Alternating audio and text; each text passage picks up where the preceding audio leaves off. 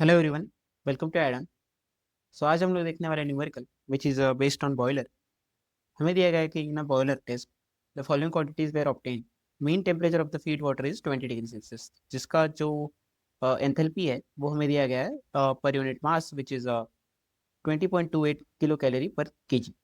सो हम लिखेंगे कि द फीड वाटर का जो एंथैल्पी है is nothing but 20.28 kilo calorie per KG. And we have कि the main boiler pressure is 10 kgf पर सेंटीमीटर स्क्वायर। आपको यूनिट में कंफ्यूज नहीं होना है। kgf is a unit of force, so it is Newton पर centimetre square. सो जो mean boiler pressure हमें दिया गया that is the 10। Mean steam dryness is 0.9 and 0.9 क्या हुआ हमारे पास फिर dryness fraction. So dryness fraction we have as 0.9। coal burnt is per hour is 250 kg. So per hour coal burnt 250 kg and water supplied to the boiler per hour is 2260 kg. The mass of the water in the boiler at the end of the test was less than that commencement by the 240 kg. commencement का मतलब है starting में जो हमारे पास water था उससे जो water का मास है वो 240 kg कम हो गया है। इसका सिंपल मतलब ये है कि जो स्टीम जनरेशन का रेट है वो 240 kg स्टीम जो है वो बन गई है, इस वजह से जो मास है उसका कम हो गया है जो वाटर का मास था। सो हमें कैलकुलेट करना है what is the actual evaporation per KG of कोल। सो आप इसे इजीली कैलकुलेट कर सकते हो कि हमें जो पार्ट ए है लेटेस्ट से हमें पता है कि हमें जो स्टीम का मास है वो है 240 केजी जो हमें मिला है per KG per hour sorry. So we have mass of the steam is 240 KG.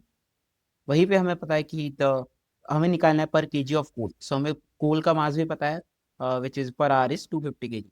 So हम निकालेंगे the actual evaporation per KG of coal क्या हो जाएगा 240 divided by 250। We have mass of coal as 250 kg.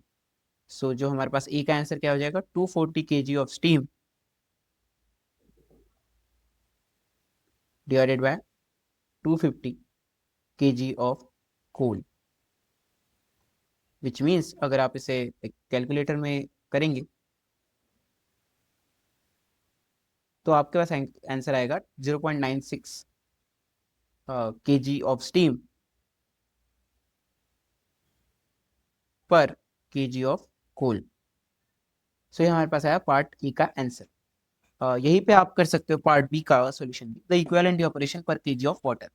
So equivalent evaporation होता है कि let's say equivalent evaporation का use हम करते हैं दो बॉयलर को कंपेयर करने के लिए। सो लेट्स से आपके पास दो बॉयलर है जिसमें आपको पता है कि एक बॉयलर में 0.96 केजी ऑफ स्टीम निकल रही है पर केजी ऑफ कोल, वहीं पे दूसरे बॉयलर में 1 केजी ऑफ स्टीम निकल रही है पर केजी ऑफ कोल। सो आपको अभी कंपेयर करना है कि दोनों में से बेटर कौन सा है। आप बोल सकते हो कि 1 केजी वाला बेटर है क्योंकि उसमें ज़्यादा स्टीम निकल रही है, बट ऐसा भी हो सकता है कि जो स्टीम निकल रही है 0.96 वाली उसकी क्वालिटी बेटर है। इसका मतलब जो एंथैल्पी है उस स्टीम की वो ज़्यादा है, जिसकी वजह से वो ज़्यादा जो है वो टरबाइन को जो हम टरबाइन को लाइक सप्लाई कर सकते हैं। So we not only want to like compare कि कितना स्टीम पर केजी ऑफ कोल वो बना रहे हैं, बट हमें ये भी कंपेयर करना होता है कि कितना जो क्वालिटी ऑफ स्टीम क्या है। सो इसके लिए हम यूज करते हैं इक्विवेलेंट इवेपोरेशन का। सो इक्विवेलेंट इवेपोरेशन का जो सिंपल फॉर्मूला होता है दैट इज नथिंग बट जो so equivalent evaporation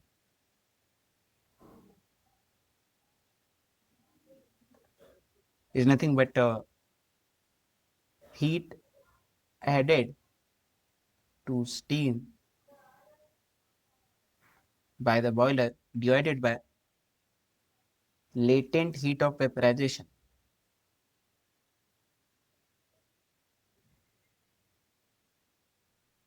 at 100 degree Celsius. So हम और हीट एडेड स्टीम का देख लेते हैं। सो हमें चाहिए कि पर केजी ऑफ वाटर क्या होना चाहिए। सो उसके लिए हम पहले निकाल लेते हैं कि what is the M. So हमारे पास जो इसका फॉर्मूला आता है होता है M into H minus H heat divided by, अगर आपका जो लेटेंट हीट ऑफ वेपराइजेशन है वो किलो जूल पर केजी में है तो 2260 आता है, पर अगर आपका किलो कैलोरी पर केजी में तो वो आएगा 540 किलो कैलोरी पर केजी। जैसे कि आप देख सकते हैं हमारे क्वेश्चन में कि हमें एच जो है वो किलो कैलोरी में दे रखा है, तो हम इसी का यूज करेंगे 540 का किलो कैलोरी पर केजी की कैलकुलेशन के लिए। हमें निकालना होगा कि what is the M. So M depend करता है कि आपको किस यूनिट में इक्विवेलेंट ऑपरेशन चाहिए। अगर आपको पर केजी ऑफ वाटर में चाहिए तो आपको एम भी होना चाहिए steam per unit of water. So the equivalent operation per KG of water के लिए हम पहले निकालेंगे M, which is nothing but M dash, भी आप बोल सकते हैं कि it is steam generated which is 240 kg divided by the amount of water supplied 2260,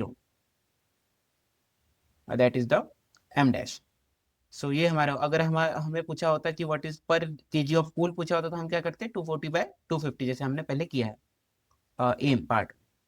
so that is the M dash. और एच निकालने के लिए जैसे कि आपको पता ही है कि अगर आपको ड्राइनेज फ्रैक्शन गिवन है और एच एफ गिवन है, एच एफ जी गिवन है, तो आप एच निकाल सकते हो H F plus x time H F G से, जो कि एच एफ आपको दिया गया है 181.3 प्लस 0.9 टाइम्स 482. सो ये आपका आंसर आएगा 615 किलो कैलोरी पर केजी 0.1. और फीड वाटर का तो आपको दिया ही है कि इट इज 20.28. सो हमारे पास आता है 240/2260 इंटू 615.1 माइनस 20.28 डिवाइडेड बाय 540. सो आपका इक्विवेलेंट इवापोरेशन जो बनेगा that will be 0.1169 kg of steam पर kg ऑफ वाटर.